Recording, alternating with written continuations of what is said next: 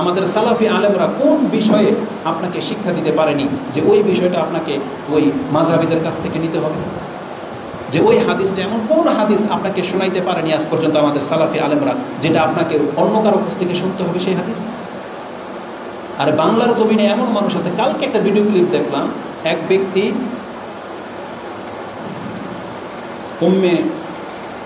ওই মহিলাটা ছিল উম্মে ইউসুফ, কিন্তু তাকে উম্মে আতিয়া বলে চালিয়ে দিয়েছে। উম্মে আতিয়া বা উম্মে কি যেন, ভিডিও ক্লিপটা দেখলাম। বলতেছে রাসূল সাল্লাল্লাহু আলাইহি ওয়াসাল্লাম খাটের নিচে প্রস্রাব করে বাড়িতে রাখছে, এই সাহাবী ভুলে সেই রাসূল সাল্লাল্লাহু আলাইহি ওয়াসাল্লামের প্রস্রাব একটু অনেক গ্রাম খেয়ে ফেলছে। রাসূল সাল্লাল্লাহু আলাইহি ওয়াসাল্লাম পরের দিন জিজ্ঞেস করলো যে আমি তো এখানে একটা কিছু রাখছিলাম, এটা কোথায়, এটা ফেলে দিয়ে আসো। বলতেছে রাসূলুল্লাহ কাজ সেরে ফেলছি। বলছে কী করছো? বলছে আমি খেয়ে ফেলছি। রাসূল সাল্লাল্লাহু আলাইহি ওয়াসাল্লাম খুশি হয়ে বললো কিয়ামত পর্যন্ত তোমার আর কোনোদিন পিপাসা লাগবে না, খিদা লাগবে না। বুঝছেন?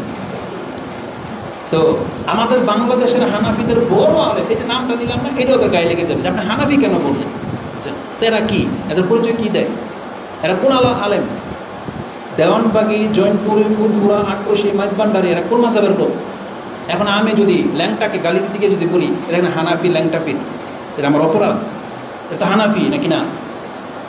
তো কথা হচ্ছে যে সেই বক্তা বলতেছে যে প্রস্রাব খেয়ে ফেলার কারণে রাসূলুল্লাহকে হেসে দিয়ে বলতেছে যে তোমার আর কিয়ামত পর্যন্ত খিদা লাগবে। বুঝছেন? হাদিস বুখারীতে মিলে আছে। হাদিস কোথায় আছে? বলছে বুখারীতে। মিজাজটা খারাপ হয়ে গেছে, বলে কি? অথচ হাদিসটা বাইহাকিতে আছে। উম্মে ইউসুফ বলে একজন হাবেশি একটা নারী ছিল, যেটা উম্মে সুলাইম, উম্মে মাইমুনা রাদিয়াল্লাহু তাআলা আনহার সম্ভবত দাসী ছিল, যে হাবাসির একটা মহিলা।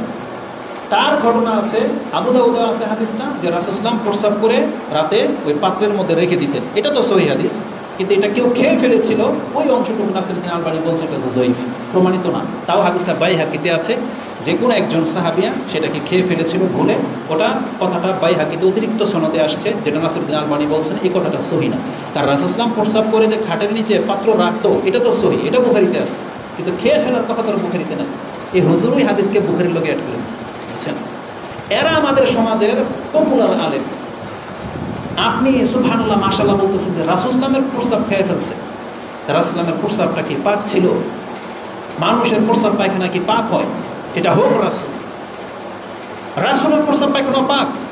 আস্তাগফিরুল্লাহ। এই জাতির কি হবে? এই জাতির কি হবে?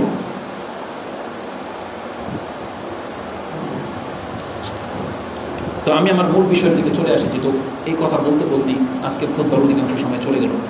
আজকে আমার বিষয় হলো কিয়ামতের পূর্বে এলম উঠে যাবে। রাসূল সাল্লাল্লাহু আলাইহি ওয়াসাল্লামের একটা হাদিসের ভাষা ইউরফাউল ইলম, এলম উঠে যাবে।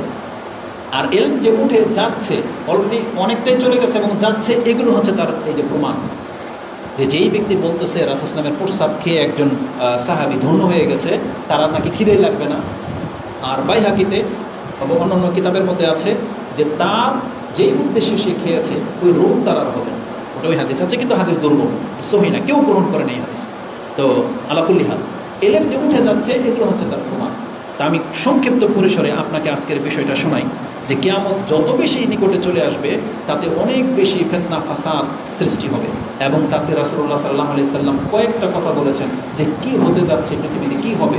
তার মধ্যে একটা ভাষা আনাস রাদিয়াল্লাহু তাআলা আনহু থেকে মুত্তাফাকুন আলাইহি, বুখারী এবং মুসলিমে রয়েছে। ইলমের অধ্যায় রাসূলুল্লাহ সাল্লাল্লাহু আলাইহি ওয়াসাল্লাম বলেন, ইন্না মিন আশরাতিস সাআ, নিশ্চয়ই কিয়ামতের আলামত হচ্ছে এগুলো, আইয়ুরফা আল ইলম, ইলমকে উঠিয়ে নেওয়া হবে, ওয়ায়াসবুতুল জাহাল, এবং মূর্খামি বজায় থাকবে, মানে মূর্খামি ব্যাপক হারে বেড়ে যাবে, ওয়ায়ুশরাবা আল খামর, মদ পান বেড়ে যাবে, মানুষ অধিক মাত্রায় নেশাতে ডুবে যাবে, ওয়ায়াদহারা আজ-জিনা, এবং জেনা প্রকাশ পেয়ে যাবে, প্রকাশ্যে মানুষ জেনায় লিপ্ত হবে।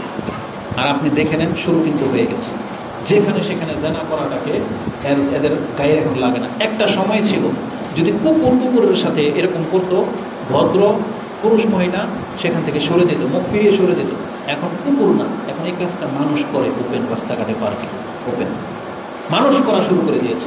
যেটা ইহুদি নাসারাদের মধ্যে ছিল, ইউরোপ আমেরিকায় ছিল, এটা এখন মুসলিম কান্ট্রিতে, বাংলাদেশের মুসলিমদের মধ্যে চলে আসতেছে। মুসলিমদের পার্কের মধ্যে এগুলো হয়, ঘরে জানা করে আবার ভিডিও করে ছেড়ে দেয়। এটা এখন মুসলিম সমাজের মধ্যে ছেয়ে আসতেছে। এখন এইগুলো যারা করে, এদের তো ইহুদি নাসারাদের চরিত্র আছে। আপনি কি এদেরকে বলছেন যে এরা ইহুদি নাসারাদের দালাল? তাহলে ঢাকা ইউনিভার্সিটি বা যতগুলো ইউনিভার্সিটির ছেলে মেয়েগুলো এই কাজে লিপ্ত, প্রকাশ্যে কিস করে জড়িয়ে ধরে বসে থাকে, আমরা বলতে পারি এগুলো হচ্ছে ইহুদিদের দালাল? এটা হইতে পারে না। এগুলো হলো ইহুদিদের চেলা, আমরা এদেরকে বলতে পারি। কারণ যে কাজটা ইহুদি নাসারাদের ছিল, এটা এখন মুসলিম ধার করে নিয়ে চলে আসছে, এখন এগুলো মুসলিমরা করা শুরু করে দিয়েছে। এই যে মদ খাওয়া, প্রকাশ্য জেনা করা, এগুলো এখন মুসলমানদের মধ্যে দেখা যাচ্ছে। নাউজুবিল্লাহ মিন যালিক।